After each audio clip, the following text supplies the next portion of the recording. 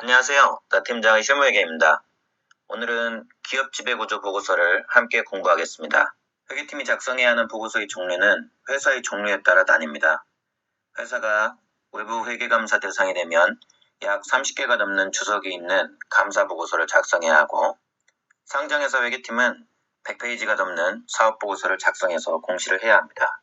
상장회사 중 자산이 2조 원이 넘는 대법인의 경우 작년 2019년부터 기업 지배구조 보고서를 의무적으로 공시하도록 규정이 제정되었습니다. 기업 지배구조 보고서는 사업보고서 공시 기한으로부터 2개월 이내에 공시를 해야 합니다.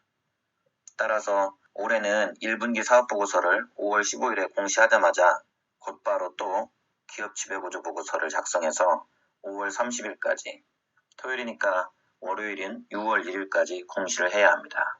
기업 지배구조 보고서가 무엇인지 알기 위해서는 실제 사례를 보는 것이 가장 이해가 쉬우므로 전자공시 시스템에 가서 작년 삼성전자 보고서 사례를 살펴보겠습니다. 작년은 윤달이 아니어서 공시기한이 6월 3일이었습니다. 날짜를 6월 3일로 입력하고 검색하면 기업 지배구조 보고서 공시라는 제목의 공시건이 한 건 뜹니다. 클릭하여 들어가면 화면에서 보시는 바와 같이 공시 내용 요약이 뜹니다. 화면 상단의 첨부라는 곳에 가서 첨부 선택을 누르면 보고서 제목이 2개가 나타나는데, 그중 기업 지배구조 보고서를 클릭하면 화면과 같이 나타납니다. 화면 맨 아래에 삼성전자 2018년도 기업 지배구조 보고서 PDF 파일이 첨부되어 있는 것이 보입니다. 다운로드 받아서 공부해 보겠습니다. 다운로드 받기 전에 화면에 보이는 삼성전자가 공시한 내용을 읽어보면 기업 지배구조 보고서라는 것이 어떤 것인지를 알 수 있습니다.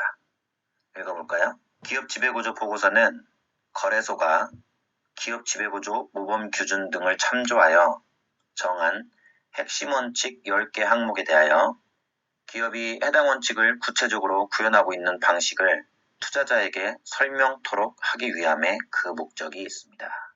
즉, 거래소가 기업 지배구조 핵심 원칙 10개를 정했고, 기업들은 이 원칙들을 지키기 위해 이사회내 위원회 등 여러 가지 조직을 구성하고 여러 가지 프로세스를 구축하고 실행하고 있을 것입니다. 기업들이 어떻게 원칙을 지키고 있는지를 보고서를 작성해서 공시를 해서 투자자들에게 설명하라는 것이며, 실무 편의를 위해 거래소가 보고서 양식과 작성 가이던스를 배포했으니 회사가 이를 준수해서 작성한 보고서가 기업 지배구조 보고서입니다. 거래소가 정한 기업 지배구조 핵심 원칙 10개는 다음과 같습니다. 주주의 권리, 주주의 공평한 대우 등 주주에 관한 원칙이 2개 있습니다. 이사회 기능, 이사회 구성 등 핵심 원칙 3에서 8까지는 이사회에 관한 원칙입니다. 핵심 원칙 9와 10은 내부감사기구, 외부감사인에 관한 원칙입니다. 이러한 원칙을 회사들은 어떻게 지키고 있는지 보고서를 작성하라고 하면 막막하니까 거래소는 보고서 양식 샘플과 작성 가이던스를 보내줍니다. 3월 말일자에 온 메일에 보면 첨부 파일이 5개가 있습니다. 이 중 별첨 3 파일이 보고서 양식이므로 이 파일을 이용해서 작성하시면 됩니다. 파일은 총 54페이지로 구성되어 있는데, 보고서의 주요 내용이 어떻게 구성되어 있는지를 보려고 몇 페이지를 내려가 봤지만 본문 내용이 바로 나타납니다. 그래서 삼성전자 보고서를 봤습니다. 역시 삼성 보고서에는 표지 뒤에 바로 목차가 나와서 보고서의 전체 내용을 한 페이지에 보여주고 있습니다. 회사 개요를 제일 먼저 작성한 후 기업 지배구조 현황을 카테고리별로 작성하는데, 회사의 기업 지배구조 정책을 적고, 그 다음에는 아까 말씀드린 주주의 권리, 주주의 공평한 대우, 이사회 기능, 이사회 구성 등 기업 지배구조 핵심 원칙 10개에 대한 내용을 주주, 이사회, 감사기구별로 구분하여 순서대로 상세하게 설명하고 있습니다. 맨 마지막에는 기업 지배구조 핵심 지표 준수 현황표를 첨부하게 되어 있습니다. 다시 거래소가 발표한 보고서 양식 샘플 파일로 가보면 기업 개요를 보면 표가 나와 있습니다. 회사는 표를 채우기만 하면 되므로 쉽게 작성할 수 있습니다. 핵심 원칙 1, 주주의 권리 부분을 가보면 역시 표가 나와 있으므로 이를 채우기만 하면 됩니다. 이렇게 핵심 원칙 10개에 대해 표를 기재하는 것은 작성하기가 쉬운데 표 형태가 아니라 내용을 서술하라고 하는 부분이 있습니다. 이럴 경우 작성하기가 쉽지 않습니다. 특히 작년 2019년에 처음 시행되었을 때는 백지 상태에서 보고서를 작성했으므로 쉽지 않았었습니다. 예를 들면 맨 처음에 작성하는 기업 개요 다음에 기업 지배구조 정책을 작성하게 되어 있는데 거래소에서 배포한 보고서 샘플에는 딸랑 2개의 분리 포인트로 작성 방법을 설명하고는 끝입니다. 밑으로 내려가 봐도 핵심 원칙 1 주주의 권리가 바로 나옵니다. 이렇게 짤막하게 가이던스만 던졌으니 작년에 처음 의무공시 시행할 때 작성하기가 아주 어려웠을 텐데 삼성전자는 어떻게 작성했을까요? 짜잔!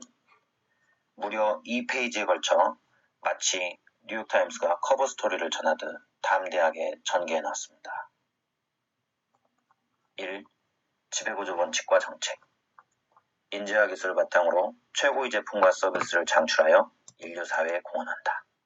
당사는 이러한 경영 이념에 따라 사람과 사회를 생각하는 글로벌 인류 기업을 추구하고 있으며 기업 경영의 근간이 되는 지배구조를 당사의 원칙과 정책에 따라 운영하고 있습니다. 이 지배구조 특징, 사업 책임자의 이사회 참여로 책임 경영 실현, 권한위임으로 이사회 운영의 효율성 제고, 사회이사 중심 위원회 운영으로 경영감독 강화. 이 글을 쓰신 분이 조선시대에 태어났다면 과거 시험에서 장원급제를 했을 것이며 영국에서 태어났다면 해리포터를 써서 밀리언셀러가 되었을 것이라 생각됩니다. 이렇게 잘 쓰려면 삼성전자 등 국내 유수기업 10개 이상의 보고서를 모두 꼼꼼히 읽어보고 써보는 연습이 필요합니다. 부러울 따름입니다. 주주편으로 가보겠습니다. 핵심 원칙 1. 주주의 권리. 주주는 권리 행사에 필요한 충분한 정보를 시의적절하게 제공받고 적절한 절차에 의해 자신의 권리를 행사할 수 있어야 한다. 보고서에는 주주총회 개최 내역을 표로 정리했고 안건별 행사 결과도 표로 요약했습니다. 그 다음에는 서면 투표, 전자투표 도입 여부, 의결권, 대리행사 권유 현황 등이 있고요. 다음에는 주주 제한, 그리고 배당 관련, 주주 환원 정책 및 주주 안내, 최근 3개년 배당 내역, 최근 3개 사업연도별 차등 배당, 분기 배당 및 중간 배당 실시 여부 및 내역, 주주의 공평한 대우, 핵심 원칙 2. 주주의 공평한 대우, 세부 원칙, 주주와의 커뮤니케이션, IR 개최 현황, 공정공시 내역, 내부거래 및 자기거래 관련 내부거래 및 자기거래 통제장치 등 보고서 54페이지까지 굉장히 많은 내용이 있습니다. 핵심 원칙 10개에 걸쳐서 굉장히 많은 내용을 다루고 있습니다. 내용이 너무 많으므로 여러분들이 삼성전자 2018년 기업지배구조보고서 PDF 파일을 찬찬히 읽어보실 것을 권합니다. 나 팀장주처럼 자산 총액이 2조 원이 넘는 상장회사에 근무하시는 실무자분들은 5월 말까지 보고서를 작성하셔야 하므로 거래소에서 배포한 양식의 내용이 표가 아닌 서술형으로 되어 있는 부분은 삼성전자 등 유수기업의 보고서를 참조하시는 것이 많은 도움이 될 것입니다. 또한 회계에 관심이 있는 분들이나 학생들도 보고서를 읽어보시면 2조 이상의 대기업들은 어떤 조직 구조를 갖추고 어떤 프로세스를 구축하여 실행하고 있는지를 파악할 수 있는 아주 유용한 자료입니다. 보고서를 올해 실제로 작성을 해야 하는 실무자분들은 거래소로부터 메일을 받으셨으므로 첨부 파일을 모두 읽어보셨을 것입니다.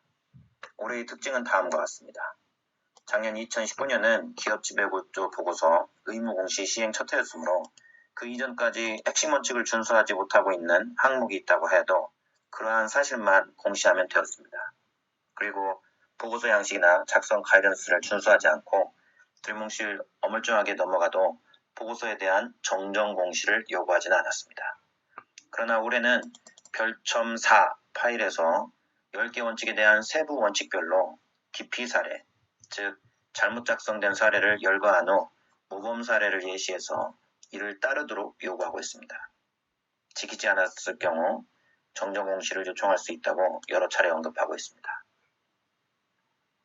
또한 별첨 파일 2에서는 작년이 시행 첫 해다 보니 보고서 양식에 미흡한 부분이 약간 있었다는 것을 파악하고 올해 개선하기 위해 양식을 개정한 부분을 변경 전과 변경 후로 비교 표시하여 상세히 설명하고 있습니다.